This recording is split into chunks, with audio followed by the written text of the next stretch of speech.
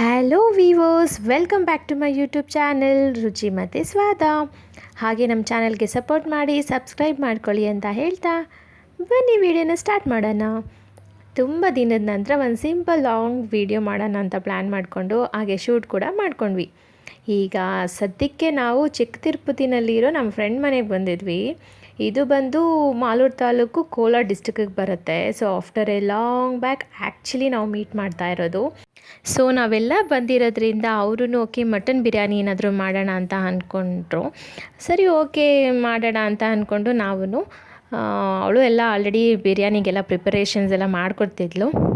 So ಬನ್ನಿ ನೋಡೋಣ ಅವಳು ಏನೇನು ಮಾಡ್ತಿದ್ದಾಳೆ ಅಂತ. ಸೊ ಅವಳು ಆಲ್ರೆಡಿ ಪ್ಲೇಟ್ಗೆ ಸ್ಪೈಸಸ್ ಎಲ್ಲ ರೆಡಿ ಮಾಡ್ಕೊಳ್ತಾ ಇದ್ಲು. ಅವಳು ಹೇಳೋಕ್ಕೆ ಸ್ಟಾರ್ಟ್ ಮಾಡಿದಾಗ ಎಲ್ಲ ನಾನು ಹೇಳೋಕ್ಕೆ ಹೋಗ್ತಿದ್ದೆ, ಇಲ್ಲ ನಾನು ಎಕ್ಸ್ಪ್ಲೈನ್ ಮಾಡೋಣ ಅನ್ನೋಷ್ಟರಲ್ಲಿ ಅವಳು ಹೇಳ್ತಿದ್ಲು. ಸೊ ನಾನಿಲ್ಲಿ ಯಾವ್ಯಾವ ಸ್ಪೈಸಸ್ ಅಂತ ತೊಗೊಂಡಿದ್ದೀನಿ ಅಂತ ಡೀಟೇಲ್ಸ್ ಹಾಕಿದ್ದೀನಿ. ಸೊ ಇದನ್ನೆಲ್ಲ ಫೈನ್ ಪೌಡರ್ ರೀತಿ ಮಾಡ್ಕೊಳ್ಬೇಕು.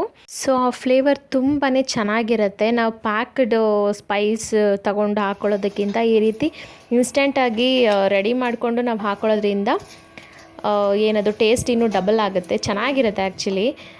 ಸೊ ಇದನ್ನೆಲ್ಲ ನಾವು ಮಿಕ್ಸಿಗೆ ಹಾಕ್ಕೊಳ್ಳೋಣ ಅಂತ ಹೇಳಿದೆ. ಅವನು ಬಂದ ಎಲ್ಲ ನಾನು ಪೌಡ್ರ್ ಮಾಡಿಕೊಡ್ತೀನಿ ಅಂತ ಹೇಳ್ಬಿಟ್ಟು ಅದನ್ನೆಲ್ಲ ನಮಗೆ ಪೌಡರ್ ರೀತಿ ರೆಡಿ ಮಾಡಿಕೊಟ್ಟ. ಕೂತ್ಕೊಂಡಲ್ಲಿ ಕಮೆಂಟ್ರಿ ಹೊಡಿತಿದ್ದ ಆ್ಯಕ್ಚುಲಿ. ಸರಿ, ಸೊ ನಾವಿಲ್ಲಿ ಆಲ್ರೆಡಿ ಕುಕ್ಕರ್ನ ಬಿಸಿ ಮಾಡಿಕೊಂಡು ಆಯಿಲ್ ಹಾಕ್ಕೊಳ್ತಾ ಇದ್ದೀವಿ. ಸೊ ಆಯಿಲ್ ಹಾಕಿದ ನಂತರ ಒಂದು 2 ಟೇಬಲ್ ಸ್ಪೂನ್ ತುಪ್ಪ ಹಾಕ್ಕೊಬೇಕು, ಚೆನ್ನಾಗಿರುತ್ತೆ. ಮಟನ್ ಬಿರಿಯಾನಿ ಮತ್ತು ಸಾಫ್ಟಾಗಿ ಅನಿಸುತ್ತೆ, ತಿನ್ನುವಾಗ ಕೂಡ ಆ ಫ್ಲೇವರ್ ಚೆನ್ನಾಗಿ ಸಿಗುತ್ತೆ ತುಪ್ಪದ್ದು. ಸೊ ಇಲ್ಲೂ ಕೂಡ ನಮ್ಗೆ ಅದೇ ರೀತಿ ಆಯಿತು. ಇಲ್ಲಿ ಹಸಿ ಪೇಸ್ಟ್ ರೆಡಿ ಮಾಡಿ, ಇಲ್ಲ ನಾನಿನ್ನು ಎಕ್ಸ್ಪ್ಲೇನ್ ಮಾಡೋಕ್ಕೋದ್ರೆ ಅವಳು ಹೇಳ್ತಿದ್ದಿಲ್ಲ, ಅವಳು ಹೇಳುವಾಗ ನಾನು ಹೇಳೋಕ್ಕೆ ಸ್ಟಾರ್ಟ್ ಮಾಡ್ತಿದ್ದೆ. ಹಾಕೊಂಡು ಕೊತ್ತಂಬರಿ ಸೊಪ್ಪು ಹಾಕಿಲ್ವಾ ಅದಕ್ಕೆ? ಓಕೆ, ಮತ್ತು ಇಷ್ಟೊಂದು ಗ್ರೀನ್ ಹೆಂಗೆ ಬಂತು? ಅವಳು ಇಲ್ಲಿ ಮಿಕ್ಸಿಗೆ ಯಾವುದೇ ಕೊತ್ತಂಬರಿ ಸೊಪ್ಪಾಗಲಿ ಪುದೀನ ಸೊಪ್ಪು ಆ್ಯಡ್ ಮಾಡಿಲ್ಲ. ಸೊ ಇಫ್ ಇನ್ ಕೇಸ್ ನಿಮ್ಗೆ ಇನ್ನೊಂಚೂರು ನಾಟಿ ಸ್ಟೈಲ್ ಬೇಕು ಅಂದರೆ, ಅಥವಾ ಇನ್ನೊಂಚೂರು ಗ್ರೀನಿಶ್ ಕಲರ್ ಕಾಣಬೇಕು ಅಂತಂದರೆ ಒಂದು ಸ್ವಲ್ಪ ಕೊತ್ತಂಬರಿ ಸೊಪ್ಪು ಅಥವಾ ಇದು ಪುದೀನ ಸೊಪ್ಪು ಫ್ಲೇವರ್ಗೆ ಒಂಚೂರು ಆ್ಯಡ್ ಮಾಡ್ಕೋಬೋದು. ಸೊ ಕಾದಿದ್ದ ಆಯಿಲಿಗೆ ಇಲ್ಲಿ ಆಲ್ರೆಡಿ ನಾವು ರುಬ್ಬಿಟ್ಕೊಂಡಿರೋವಂಥದ್ದು ಪೇಸ್ಟ್ನ ಆ್ಯಡ್ ಮಾಡಿಕೊಂಡು ಚೆನ್ನಾಗಿ ಹಸಿ ಸ್ಮೆಲ್ ಹೋಗೋವರೆಗೂ ಚೆನ್ನಾಗಿ ಕೈ ಆಡಿಸ್ಕೋಬೇಕು. ಹಸಿ ಸ್ಮೆಲ್ ಏನಕ್ಕೆ ಹೋಗಬೇಕಂದ್ರೆ, ಇಲ್ಲಿ ನಾವು ಹಸಿ ಮೆಣಸಿನ್ಕಾಯಿ ಹಾಕಿರೋದ್ರಿಂದ ಕೆಲವೊಬ್ಬೊಬ್ಬರಿಗೆ ಹಸಿ ಮೆಣಸಿನ್ಕಾಯಿ ಆಗೋದಿಲ್ಲ. ಸೊ ಇಮಿಡಿಯೇಟಾಗಿ ಹೆಲ್ತ್ ಇಶ್ಯೂಸ್ ಆಗುತ್ತೆ, ಲೈಕ್ ಏನೋ ಗ್ಯಾಸ್ಟ್ರಿಕ್ ಆಗೋದು, ಇಲ್ಲ ಹೊಟ್ಟೆ ಉರಿ ಬರೋ ಅಂಥದ್ದು, ಇಲ್ಲ ಎದೆ ಉರಿ ಈ ಥರದ್ದು ಆದಾಗ ಅದಕ್ಕೇ ನಾವು ಎಣ್ಣೆಯಲ್ಲಿ ಚೆನ್ನಾಗಿ ಏನಕ್ಕೆ ಅದು ಫ್ಲೇವರ್ ಬಿಡೋವರೆಗೂ, ಹಸಿ ಸ್ಮೆಲ್ ಹೋಗೋವರೆಗೂ ಏನಕ್ಕೆ ಕೈ ಆಡಿಸ್ಕೋಬೇಕು ಅಂತಂದರೆ ಇದೇ ಕಾರಣಕ್ಕೆ. ಸೊ ಅವಾಗ ಘಾಟ್ ಯಾವಾಗೆಲ್ಲ ಹೋಗುತ್ತೋ ಹಸಿ ಸ್ಮೆಲ್ ಹೋಗೋವರೆಗೂ ಚೆನ್ನಾಗಿ ಕೈ ಆಡಿಸ್ಕೋಬೇಕು.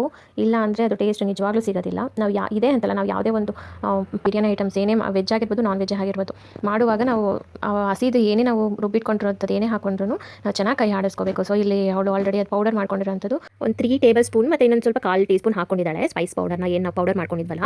ಸೊ ಅದನ್ನು ಇಲ್ಲಿ ಈ ಪೇಸ್ಟ್ ಜೊತೆಗೆ ಇದನ್ನು ಹಾಕಿ ಎರಡೂ ಕೂಡ ಚೆನ್ನಾಗಿ ಹೊಂದ್ಕೊಳ್ಬೇಕು, ಏನು ಆ ಪೇಸ್ಟು ಮತ್ತು ಈ ಪೌಡರು.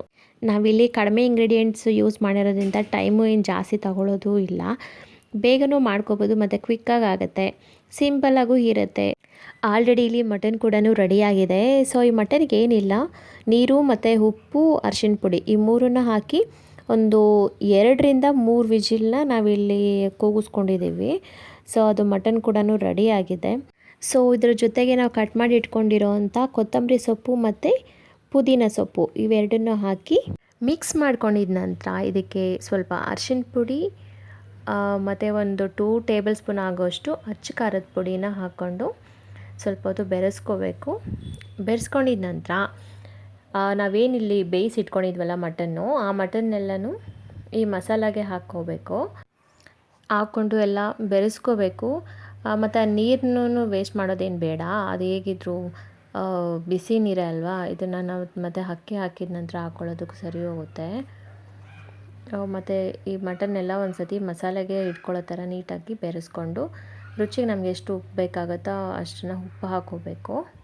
ಉಪ್ಪು ಹಾಕ್ಕೊಂಡಿದ ನಂತರ ನಾವಿಲ್ಲಿ ಒಂದು 2.25 ಲೋಟ ಆಗೋಷ್ಟು ತೊಗೊಂಡಿದ್ದೀವಿ.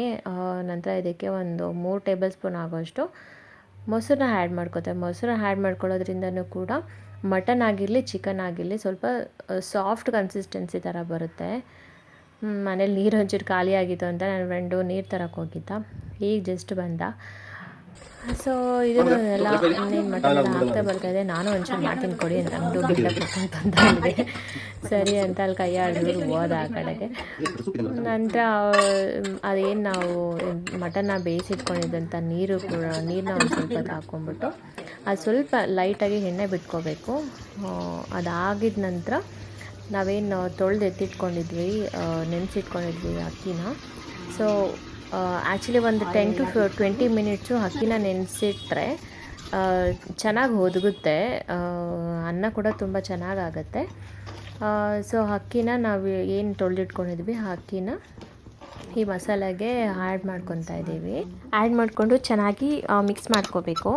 ಮಿಕ್ಸ್ ಮಾಡ್ಕೊಂಡಿದ್ದ ನಂತರ ಇನ್ನು ರಿಮೈನಿಂಗ್ ಏನದು ವಾಟರ್ ಇದೆ, ಮಟನ್ ಬೇಯಿಸ್ಕೊಂಡಿದ್ದ ನೀರು, ಅದನ್ನು ಎಲ್ಲನೂ ಇದಕ್ಕೇ ಹಾಕ್ಕೋತಾ ಇದ್ದೀವಿ. ಹಾಕ್ಕೊಂಡಿದ್ದಾದಮೇಲೆ ಒಂದು ಸಲ ಬೆರೆಸ್ಕೊಟ್ಟಿದ್ದಾದಮೇಲೆ ರುಚಿಗೇನಾದರೂ ಉಪ್ಪು ಅಥವಾ ಖಾರದ ಪುಡಿ ಏನಾದರೂ ಸಾಲಂತ ಇದೇ ಟೈಮಲ್ಲೇ ನಾವು ಹಾಕ್ಕೊಂಡು ಲಿಡ್ನ ಕ್ಲೋಸ್ ಮಾಡಿ ಒಂದು 2 to 3 ವಿಷಿಲ್ ಆಗೋವರೆಗೂ ಹಾಕಿಸಿ. ಸೊ ಇದು ಆ್ಯಕ್ಚುಲಿ ಸಿಂಪಲ್ಲಾದ ಇಂಗ್ರೀಡಿಯೆಂಟ್ಸು ನಾವು ಯೂಸ್ ಮಾಡಿರೋದು, ಬೇಗನೆ ಆಗುತ್ತೆ, ಮಾಡೋದು ಕೂಡ ತುಂಬಾ ಸುಲಭ. So thanks for watching. ಹೀಗೆ ಸಪೋರ್ಟ್ ಮಾಡ್ತಾಯಿರಿ, ಸಬ್ಸ್ಕ್ರೈಬ್ ಮಾಡೋದನ್ನು ಮರಿಬೇಡಿ. Thank you.